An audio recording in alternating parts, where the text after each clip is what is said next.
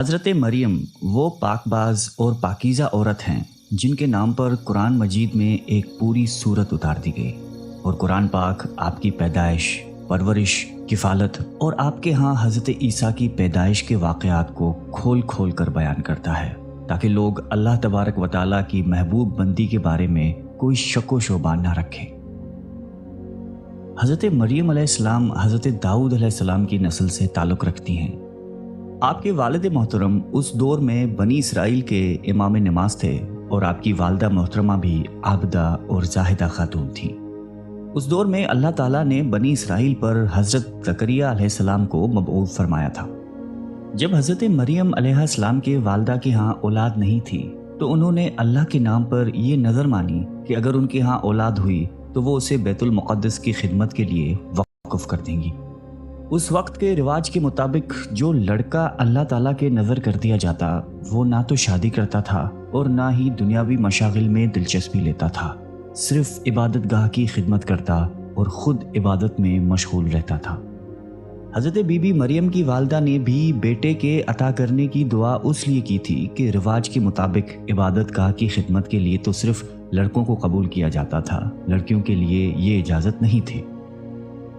چنانچہ بیٹے کی جگہ جب بیٹی پیدا ہوئی تو ماں کو یہ فکر ہو گئی کہ اس کی نظر قبول نہیں ہوگی، کیونکہ دستور کے مطابق لڑکی نظر کرنے کی ممانعت تھی۔ اسی کشمکش میں اللہ تعالیٰ سے یہ دعا کی کہ اے رب، میں نے تو لڑکے کی درخواست کی تھی، لیکن جو اللہ تعالیٰ کی ذات بابرکت کا علم ہے وہاں تک انسانی سوچ کیسے پہنچ سکتی ہے؟ اللہ تعالیٰ نے جس لڑکی کو پیدا فرمایا تھا اس سے دراصل مقدس ماں بنانا مقصود تھا، جس میں سے ایک عظیم الشان مبارک و مسعود بیٹے نے پیدا ہونا تھا جو پیدائشی نبی تھا۔ بہرحال حضرت مریم کی پیدائش ہو جاتی ہے اور مدت رضاعت ختم ہوتی ہے تو آپ علیہ السلام کی والدہ محترمہ آپ کو بیت المقدس لے جاتی ہیں تاکہ مجاوروں کے سپرد کر کے اپنی منت پوری کریں۔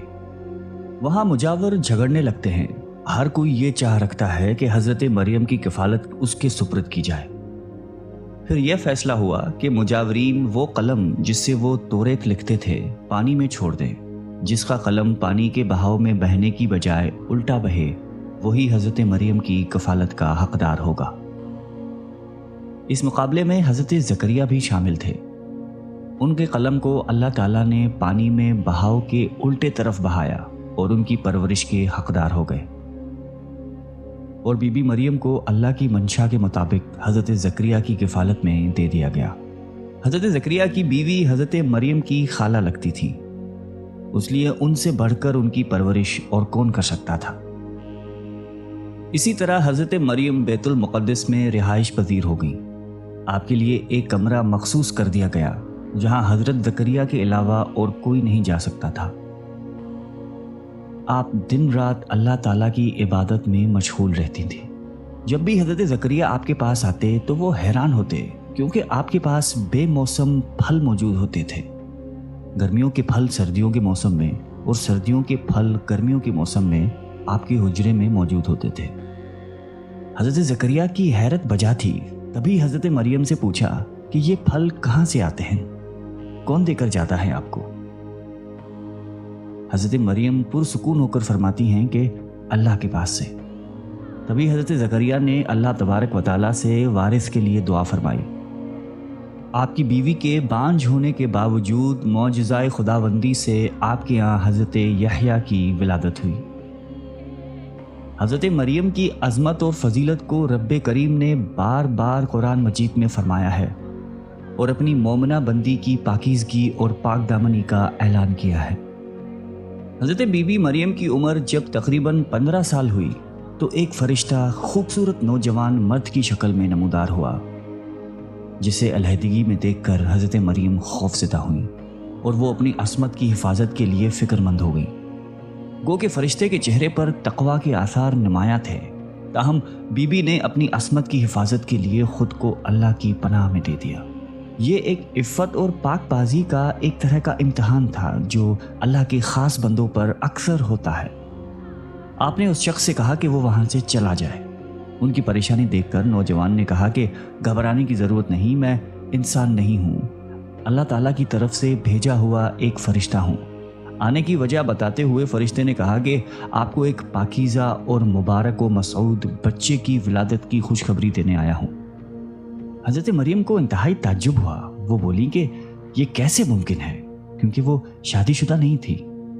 فرشتے نے کہا کہ اس سے پہلے اللہ تعالیٰ حضرت آدم علیہ السلام کو ماں اور باپ دونوں کے بغیر پیدا فرما چکا ہے، اور حضرت حوا علیہ السلام کو صرف مرد کے وجود سے پیدا فرمایا گیا۔ حضرت مریم جب حاملہ ہوئیں تو ایک دور جگہ چلی گئیں۔ اس بارے میں ایک قصہ کئی بزرگوں نے ذکر کیا ہے کہ جب آپ کا حمل ظاہر ہوا تو سب سے پہلے بنی اسرائیل کے عابد اور زاہد شخص وہب بن منبع، جو آپ کے خالہ داد بھائی تھے، انتہائی تعجب میں پوچھا کہ اے مریم، کیا بیج کے بغیر کھیتی اگ سکتی ہے؟ فرمایا جی ہاں، بتاؤ کس نے پہلی مرتبہ کھیتی کو پیدا کیا؟ پھر پوچھا کہ کیا بغیر مرد کے اولاد ہو سکتی ہے؟ فرمایا کہ جی ہاں، اللہ تعالیٰ نے حضرت آدم کو بغیر ماں باپ کے پیدا فرمایا۔ پھر کہا کہ اچھا اپنی خبر دو۔ حضرت مریم نے فرمایا کہ اللہ تعالیٰ نے مجھے خوشخبری دی ہے اپنی طرف سے ایک نشانی، جس کا نام مسیح عیسیٰ بن مریم ہوگا، دنیا اور آخرت میں صاحب مرتبہ ہوگا اور لوگوں سے بچپن اور بڑھاپے میں کلام کرے گا۔ محمد بن اسحاق فرماتے ہیں کہ جب حضرت مریم کے حاملہ ہونے کی خبر بنی اسرائیل میں عام ہو گئی تو بہت سے افراد نے حضرت زکریا کے گھر آنا جانا بند کر دیا اور آپ پر الزامات اور بہتان لگانے لگے۔ حضرت مریم نے لوگوں سے علیحدگی اختیار کر لی اور دور تنہائی میں چلی گئی۔ جب حمل کا درد شروع ہوا تو آپ نے ایک درخت کا سہارا لیا اور ان کے نیچے بیٹھ گئی۔ درد سے بے چین اور بدنامی کا خیال، آخر گھبرا کر کہنے لگی کہ کاش میں پہلے ہی مر گئی ہوتی اور بھولی بسری ہو گئی ہوتی۔ بے سر و سامانی کی اس مشکل وقت میں اللہ تعالیٰ نے حضرت مریم کے قدموں کے قریب ایک نہر جاری کر دی اور ندا آئی کہ پانی پیو اور کھجور کھاؤ تاکہ جسم کو قوت پہنچے اور پھر اپنی اولاد کو دیکھ کر آنکھوں کو ٹھنڈک پہنچاؤ۔ اسلام آنے سے پہلے بولنے کا روزہ رکھنا عبادت میں داخل ہوتا تھا، یعنی صبح سے رات تک کسی سے بات نہ کرتے۔ بعد میں یہ حکم منسوخ ہو گیا، لہٰذا حضرت مریم کی پریشانی دور کرنے کے لیے کہا گیا تھا کہ تم سے کوئی شخص اس بچے کے بارے میں پوچھے تو اشارے سے کہہ دینا کہ میں نے چپ کا روزہ رکھا ہے۔ جب حضرت مریم کو کچھ تسلی ہوئی اور حضرت عیسیٰ علیہ السلام پیدا ہوئے، پھر آپ اپنے بیٹے کو قوم کے پاس لے آئیں۔ قوم کے لوگ آپ کے گود میں بچہ دیکھ کر غضبناک ہو گئے اور آپ کی عبادت گزار اور پاکیزہ خاندان کا حوالہ دیتے ہوئے آپ سے بدگمان ہوئے اور الزام لگانا شروع کر دیا۔ جب حالات بہت تنگ ہو گئے اور سوچ سمجھ کے دروازے بھی بند ہو گئے، صرف توکل کا مدار اللہ کی ذات ہی رہ گئی، تب حضرت مریم نے بچے کی طرف اشارہ کرتے ہوئے کہا کہ اس بچے سے بات کر لو، تمہارے سارے سوال کے جواب یہ بچہ دے گا۔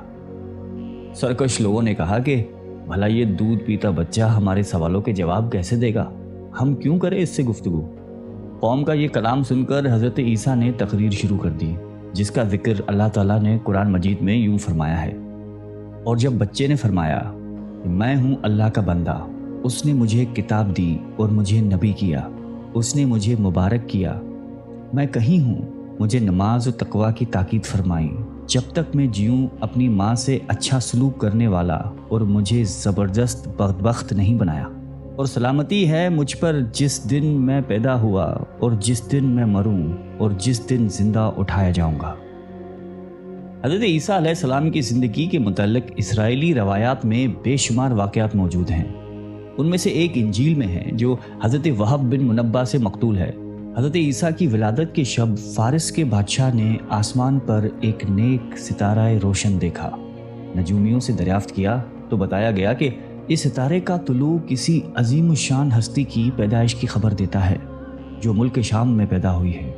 بادشاہ نے خوشبوؤں کے عمدہ تحفے دے کر ایک وفد کو ملک شام روانہ کیا۔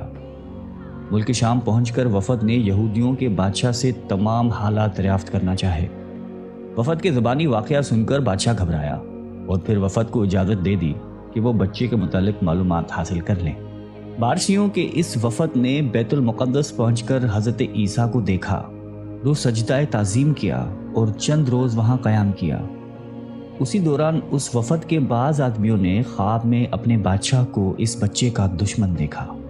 ان لوگوں نے حضرت مریم کو اپنا خواب سنایا اور مشورہ دیا کہ اس بچے کو کسی محفوظ جگہ لے جائیں۔ اس کے بعد حضرت مریم حضرت عیسیٰ کو لے کر مصر چلی گئی۔ جب حضرت عیسیٰ کی عمر مبارک 13 سال ہوئی تو بیت المقدس واپس آ گئی۔